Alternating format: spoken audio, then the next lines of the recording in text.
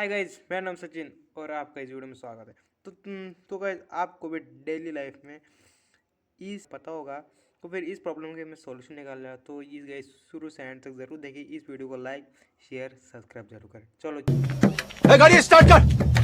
तो गाइज उसके लिए पहले आप सबसे पहले इसको निकाल ले और चार्जर से थोड़ा सा साइड में रख दीजिए। और गाइज इस पेन और एक शॉर्पनर और फिर बाद में इस जो पेन का हमें जो ये है वो निकाल देना है। कुछ कुछ इस प्रकार से निकाल लिया तो फिर इस पेन को हमें फेंक देना है। उस फेंकने के बाद तो फिर इसको इसको ऐसे हमें ग्राइंड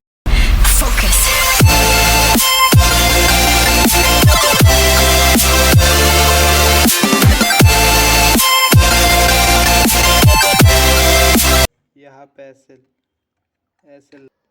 तो फिर आप देख सकते हो गाइस कि ये यहाँ से बैंड नहीं हो रहा, मतलब कि ये ट्रिक सक्सेसफुल है। आप इस वीडियो को लाइक शेयर सब्सक्राइब जरूर कर देना और ये आइडिया जरूर पसंद करना।